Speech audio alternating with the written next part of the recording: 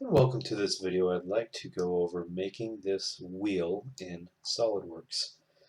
It has a decent amount of complexity and is a little bit realistic compared to a very generic wheel. So let's go ahead and get started in a new part environment by sketching on the front plane. I'm going to make a hole that is, not a hole rather, but a circle that's 6 inches in diameter with holes that are, let's say, 3/4 of an inch. I'll make one vertical to the origin at 0.75 inches, and I can circular pattern to produce the others. We'll do 5 holes. We'll say it's 5 lug by 114.3 millimeters, which of course in inches is simply 4.5. I can make that on center, and I'll add in a vertical constraint. Now that we're fully constrained, I'll add another hole, which I'll make 1.25 inches. In fact, I'll make it a little bit bigger. Let's go with 2 inches. I'll extrude this 0.5 inches. With that being made, I can go ahead and work on my spokes. Let's say that this is the side that we'll put our lug nuts on, and this is the mounting plate side. I'll sketch on this face, and with a Control-8, let's get started. The first thing I'll do is add in a 3-point arc that I will make equal to this edge, and for construction, make these two, actually I'll make this point vertical.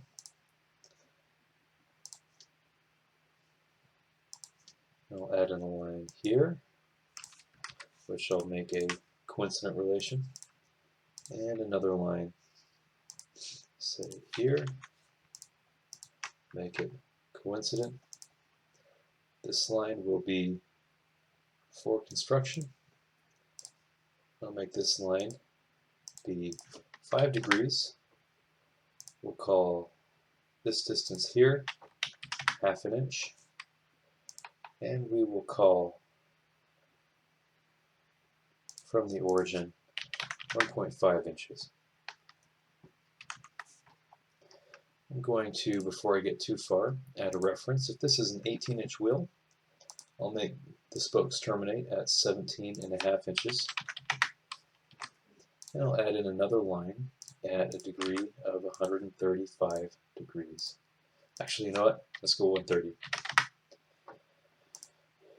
When we mirror this over here, we'll have 10 degrees. Let's see if we can stay somewhat consistent with that, as I think being consistent with both angles and distances on the spoke would create a very visually appealing wheel. So we'll give this a 10-degree angle, and I'll add another set of lines for this other spoke. We'll go 10 degrees. And I'll make this, oh, I didn't mean to fix the distance on that, but I'll make this 10, and again, I'll make this 10 degrees here. Now this should be fixed at 10 degrees, and it is because we've over-constrained. Now adding another 3-point arc to make sure, there we go, that will have an enclosed profile. So make these equal. There it is. Now I can fix a vertical relation here. And I want to say that the distance between these will be 1/2 inch. Likewise, I can make a center line, and I'll make this perpendicular. Let's see, what am I perpendicular to here? I want to make these points perpendicular, and we'll make this distance ½ inch as well. That's good. Now, it looks like this is the only place that I am not fully constrained. So I'll make this an arbitrary 4.7, 4.762, and we should be fully constrained. So we'll grab mirror function, we'll grab these entities, we'll mirror about this line, here.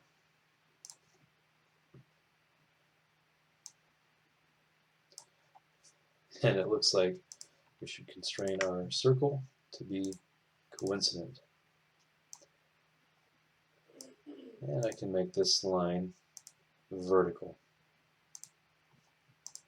And we are fully constrained. I'll grab my center point arc.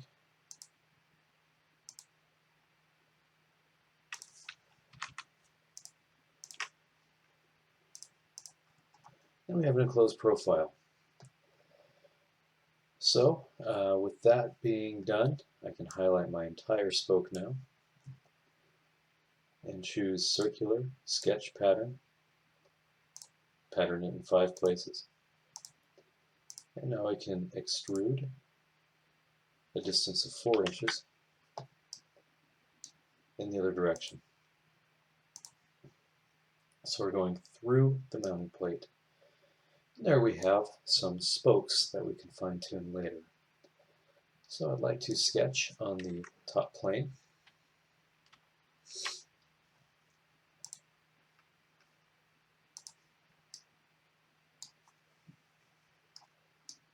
And ideally, I'd have a plane that intersects a spoke. So I'll undo my section view and choose the right plane. There we go. And on the right plane, start a sketch. Alright, so with this, I can start with an arc. I can choose my endpoint and this line and pierce. Give this a radius of 2. I can connect that with a line that I can make tangent. I can choose, in fact I'll choose a tangent arc.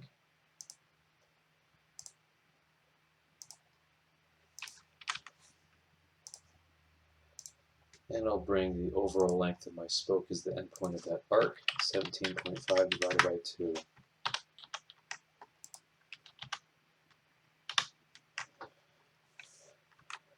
Alright, I can take the center point of my arc and make it horizontal.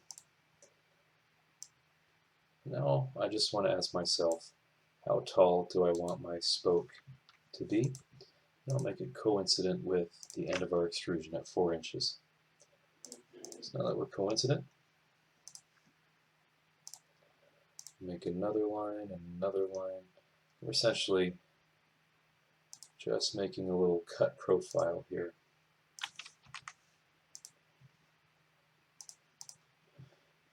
I'll give this a radius of 7 inches.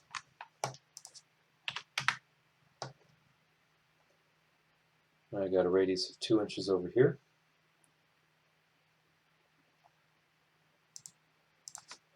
One inch.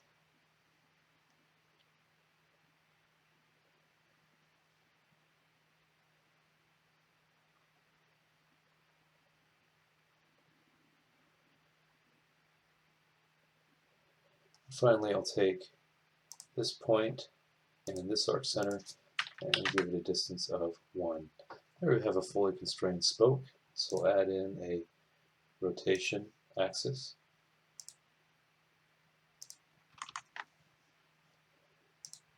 and we'll do a revolved cut. There we have the top of the spoke cut out. I'd like to go over and do the next spoke, and I'll sketch on the same plane.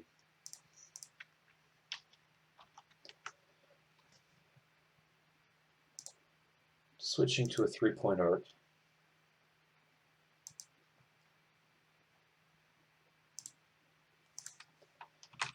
Let's give a radius of 7.5. I'll give an end dimension. Again, 17.5 divided by 2. And raise the center to be horizontal with the end. So we end off on, in this case, vertical, tangent to vertical.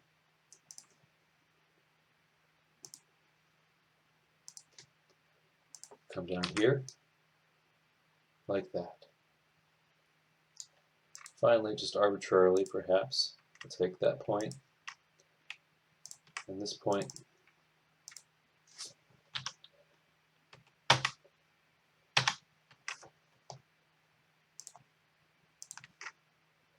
and make it coincident. Oh, but that's a little bit too tall, so let's not do that.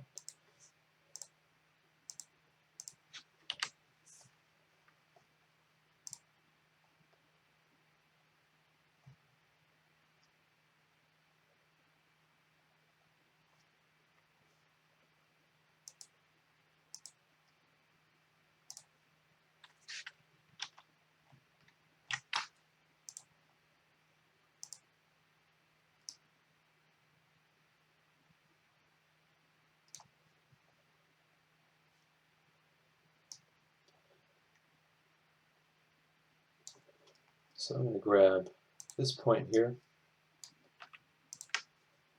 make it coincident.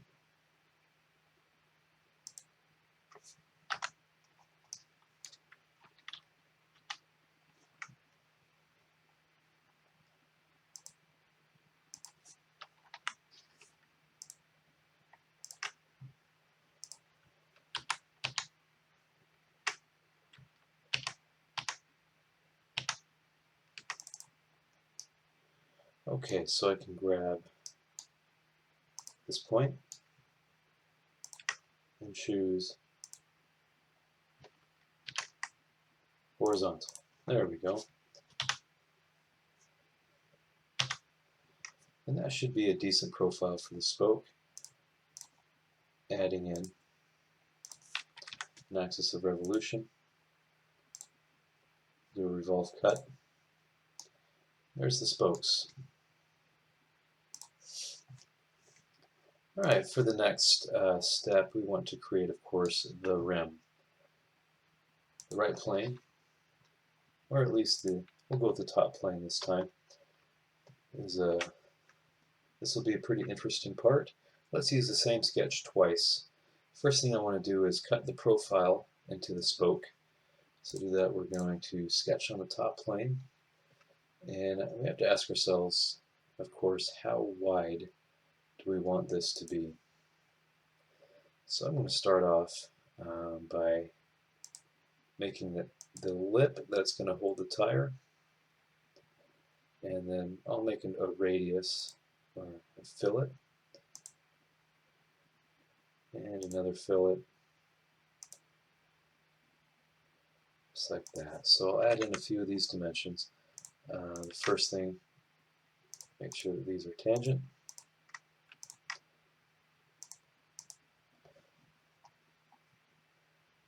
So the width will be, and this is where you determine the offset to, or in other words, this mounting plate face, how far off center is it? For this video, I'm going to choose a 0 offset, so it'll be dead center with the wheel.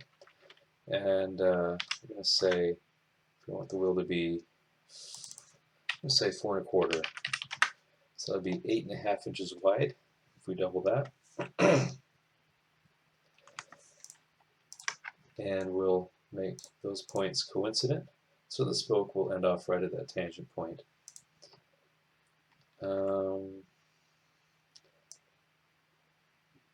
I like the idea of making these equal. Yeah, equal radius, and then we'll make this a degree angle of, let's go with 110 degrees. We'll make these equal. And let's do a drop of 3/4 of an inch.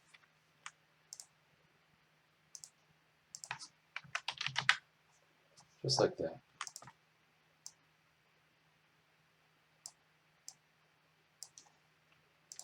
Now we can make these horizontal.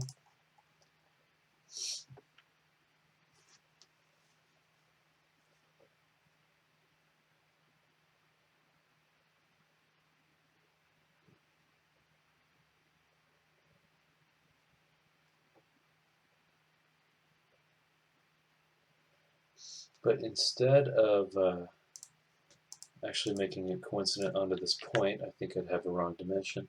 We'll simply give this a dimension of 17.5 divided by 2. And that way we ensure that we have the right dimension of this right on that spoke.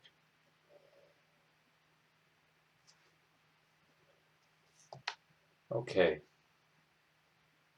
So we made this 0.75. Why don't we make this little straight section here 1/2 an inch? And so we can have the spoke kind of follow this nice profile that we've got.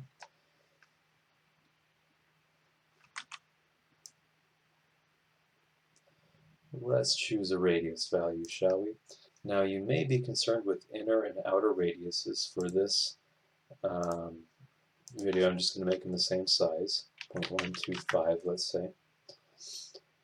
And I might want to define the overall diameter of 18 inches. So that will be the lip that the tire bead sits on.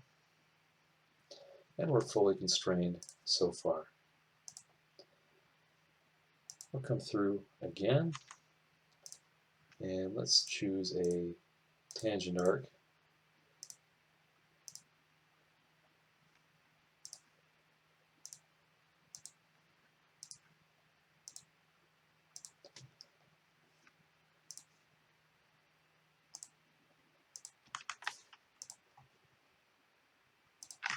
We'll go with horizontal.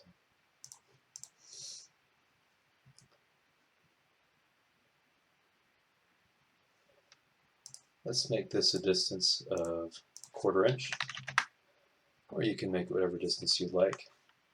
And we'll keep with the consistent radiuses.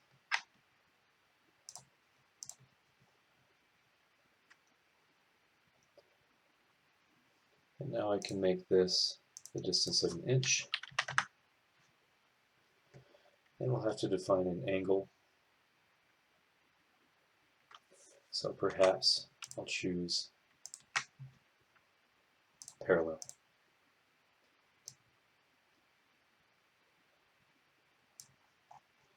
Looks like I need to add in a tangent as well. And now we are fully constrained. So let's say that that is the profile of our rim. What I'm going to do now is both a thin cut and a body cut. And to do that, I'll add in one final center line here. And we'll choose revolve cut. We don't want it to be automatically closed, and that will activate the thin feature. 0.1 inches is fine, and we have the thickness on the outside, which is what we want. We don't want that, we want that. And so as I cut that, it's going to ask me what bodies to keep and what bodies not to. So I'm going to simply select body 1 and delete everything else. And there we have it. So now we can begin doing our rim. And what I'm going to do is access this sketch from the history tree and choose Revolve Boss. From here, maybe I can move my thickness up to 0.125. and make sure that my thickness is on the right side, and that's correct. Now I can mirror this by choosing mirror and front plane, and there I have my full wheel, and I can begin making edits to enhance some of the features. What I'd like to do is perhaps a little weight reduction cut on the front face here. Cosmetic as much as anything else. Let's do a sketch on this outer lip right here. And I'm going to choose offset entities. I'll choose this line, here, here, and here, and Control 8 to get back normal. I did not mean to do that, but that's okay. So let's say -0.2. And then I'll choose a center point arc, and from the origin, go from one line to the other. Now I can trim the excess and set this to whatever length I would like.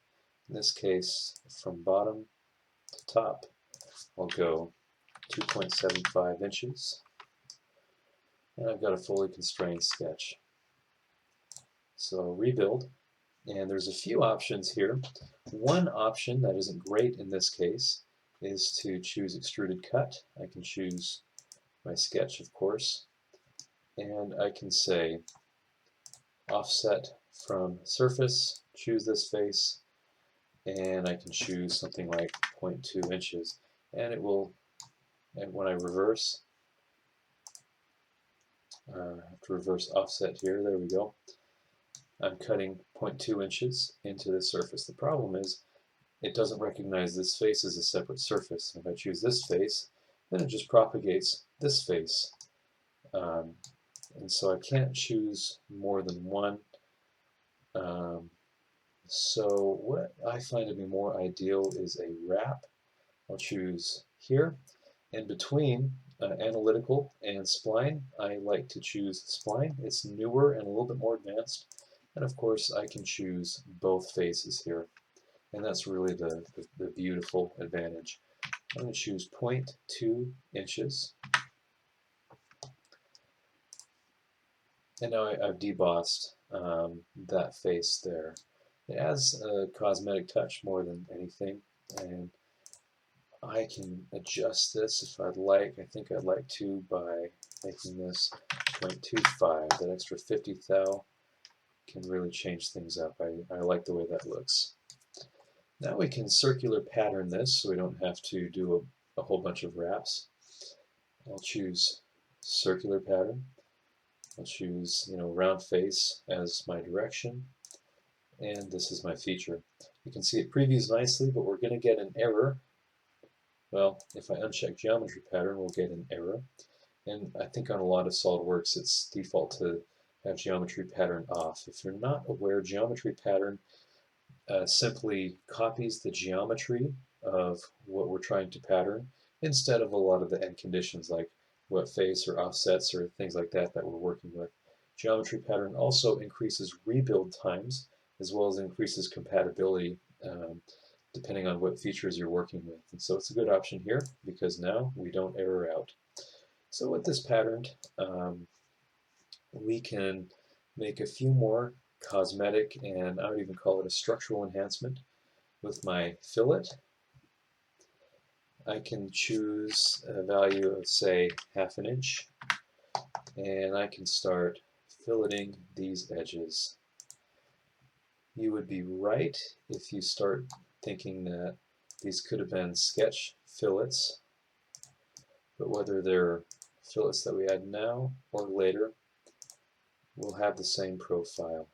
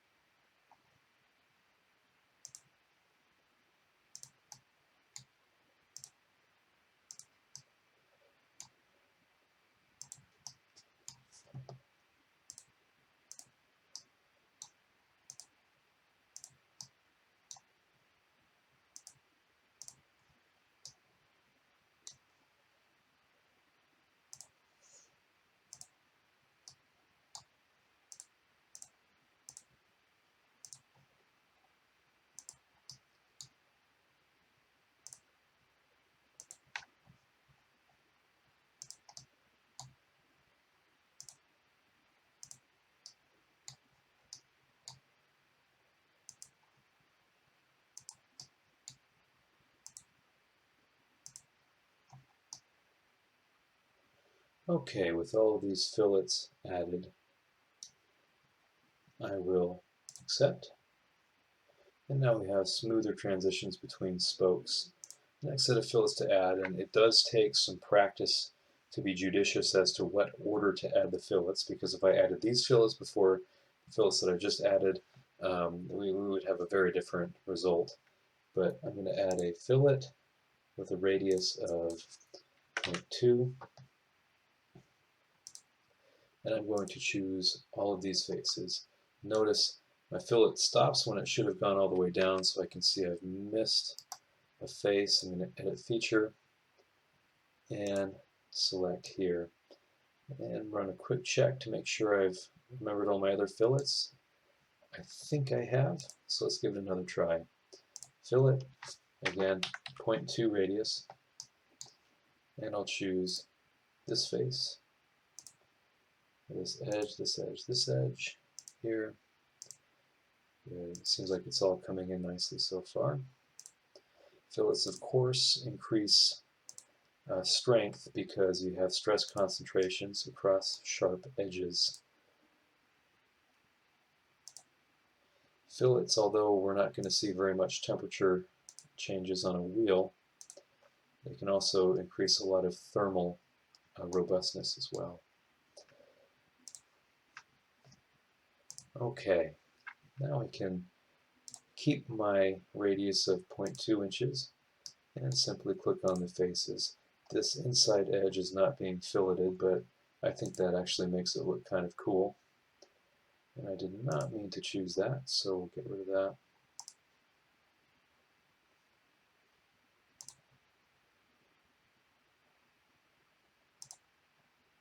And of course, it had me choose something behind that as well. So I'll get rid of that. And there we are.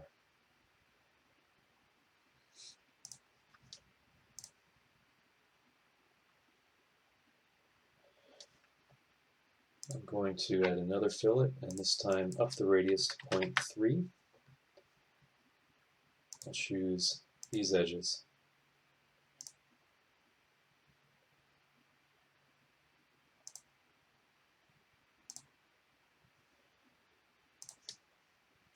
Good.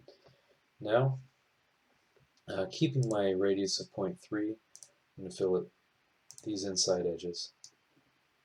Again, it's important to be very judicious about what to fillet when to get satisfactory surfaces.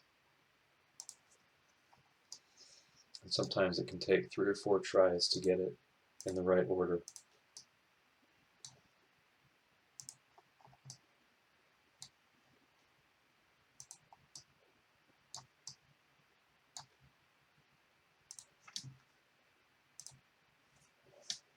Okay, and I'm going to change my radius to be 1/8 inch, 0.125. I'm going to fillet these upper edges here.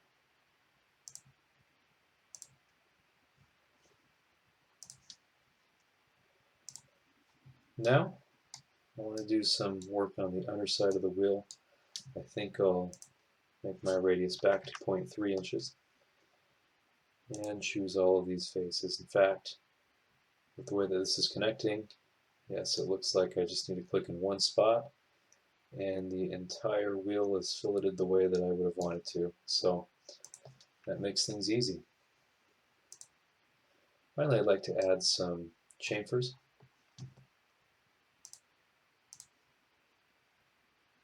Here.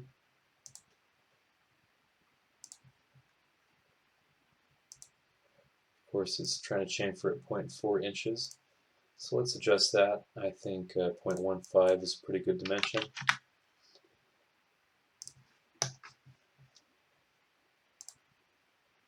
Then we can maybe add some radiuses. The problem is our inner radiuses, as I talked about inner and outer radiuses before, they were an 1/8 inch, and I made my material thickness an 1/8 inch. So there's actually no radius here. So let's add a fillet, and this is again where you may want to focus on these kinds of radiuses.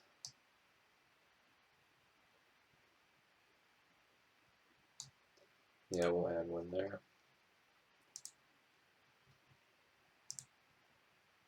And nah. So we'll add fillets in there just to smooth things out a little bit. Finally, we'll want to be able to fill the tire up. So Control 7, and I'm going to look at what plane would be dead center between the spokes, and it looks like my right plane is. And it looks like this would be a pretty ideal spot where the right plane intersects. And this is a conical face, and I want to be able to call out the center of this face, which is hard to do on something that's conical and curved. So instead of trying to do anything funky, I think I will, well, actually I was going to do a 3D sketch, but I think I can sketch on this plane. So now that we're sketching on this plane, I'm going to create a center line. And I can use the pierce relation here, and pierce here. And I'm going to add a point right in the middle of that center line. Rebuild. So now we're calling out the very dead center part of this conical face, and I can use Hole Wizard as a way to sort of be normal and to put a hole through here. So we'll go Hole Wizard. I'll do just a regular hole. Fancy inch. Let's do fractional drill sizes. 3/8 is perfect. I'll go to Position, click 3D Sketch, and choose that point that I've called out. And it looks like the point is not valid, so I'm going to put it over here. And then I can simply go to that 3D sketch, edit, and make this point coincident. Rebuild, and there's my hole. So hide, and that should be a relatively complete wheel. If I set my material,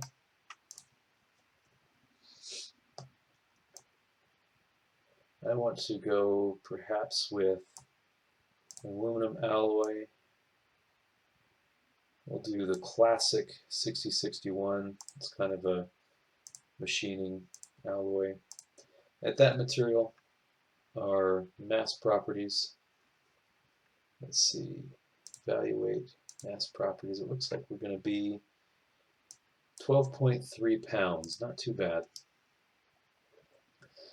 As sort of a bonus, I think I'm going to time-lapse a render of this wheel as well. This is not a tutorial for how to render things, but I'll be using Blender. And if you're interested in learning, I'll put a link in the description to the series I have for rendering SolidWorks models. If this was helpful, please subscribe, and I'll catch you in the next video.